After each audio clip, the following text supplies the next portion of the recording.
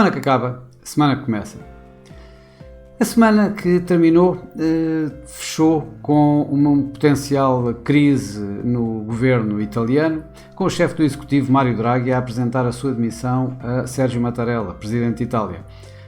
Este acabou por rejeitar esse mesmo pedido de demissão e antes pediu a Mário Draghi que voltasse ao Parlamento esta próxima semana para conseguir o apoio de todos os partidos, de forma a manter-se no Executivo, a manter o Governo em funções. Vamos ver o que é que isso nos vai acontecer aqui para a próxima semana, mas para já continuamos com a semana passada,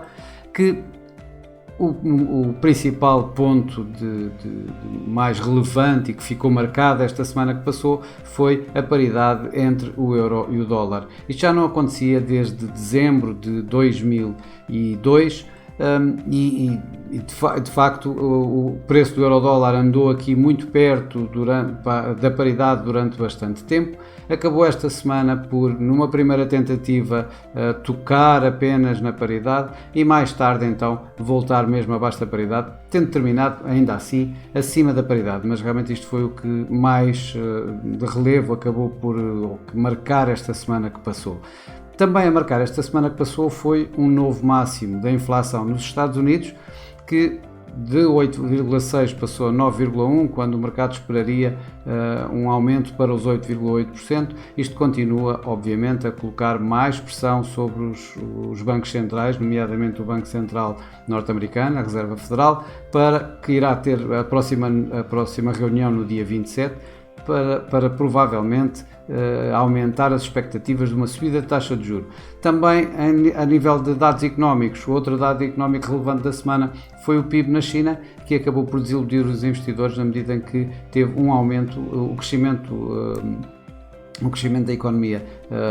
chinesa de um ano para cá foi bastante menor do que aquele que era esperado, tendo havido mesmo uma contração neste último trimestre relativamente ao trimestre anterior, ou seja, do primeiro trimestre para o segundo trimestre. Nos bancos centrais também, obviamente, tivemos mais surpresas. Isto já passa a ser quase não surpresa, a haver uma surpresa. No caso do banco neozelandês, do Reserve Bank of New Zealand, tal não aconteceu, foi mais ou menos o esperado, ou seja, 50 pontos base o aumento de taxa de juros. Já o Banco do Canadá conseguiu surpreender com 1% de aumento de taxa de juros, passando a sua taxa de 1,5% para 2,5%. Curiosamente, a divisa canadiana, que ganhou alguma coisa na altura da decisão, na divulgação dessa mesma decisão, mas acabou a semana a perder. E isso aconteceu praticamente contra todas as outras divisas, tendo sido a grande ganhadora da semana, obviamente, o dólar norte-americano. Talvez esta situação do Canadá também se tenha dado por uma queda nos mercados de petróleo, uma queda nos mercados das commodities, mas tal não aconteceu aqui com as ações, em que os mercados acionistas perderam, sem dúvida. Foi mais uma semana de perda dos mercados acionistas, mas bastante mais comedidos do que nas últimas semanas, em que houve uma aversão ao risco bastante mais acentuada. Isto, curiosamente, com o início da época resultados a começar, em que, inclusive, os primeiros resultados não foram nada bons, digamos assim, com o JP Morgan Chase e o Morgan Stanley a apresentarem resultados bastante abaixo do esperado e a fazerem avisos digamos, de que nas próximas alturas poderá ser bastante mais duro para o setor bancário, nomeadamente, isto por causa de uma recessão que eles continuam, nomeadamente JP Morgan, a apontar como possível nos próximos tempos. As ações na China, essas sim perderam um pouco mais, foram as realmente perdedoras foram as ações na China, isto muito devido ao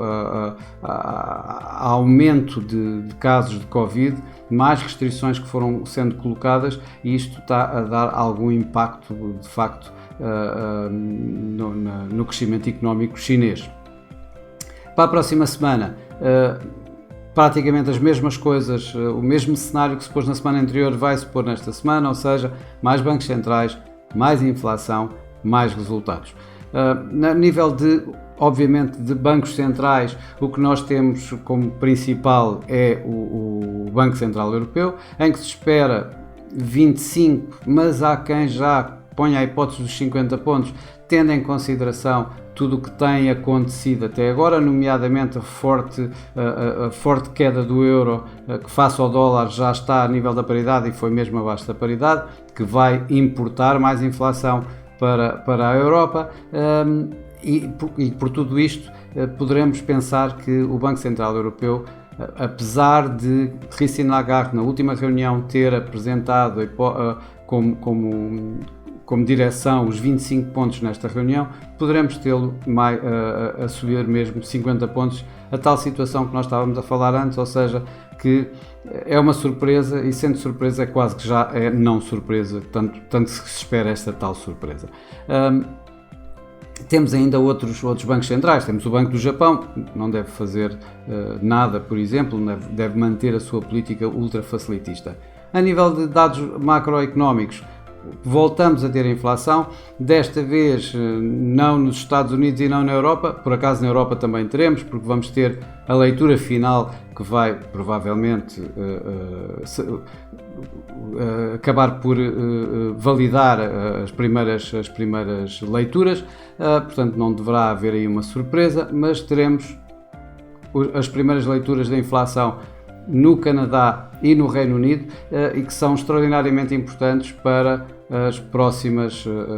próximos movimentos dos bancos centrais. O Banco do Canadá ainda está um pouco longe, na medida em que foi a semana passada que acabou por subir 1% e, portanto, vai demorar, mas vai, obviamente, começar a contar para a próxima reunião, mas o Banco de Inglaterra, sim, bastante mais próximo, em que este número poderá já contar para a possibilidade de haver os tais 50 pontos do Banco de Inglaterra que toda a gente começa a esperar. Por outro lado,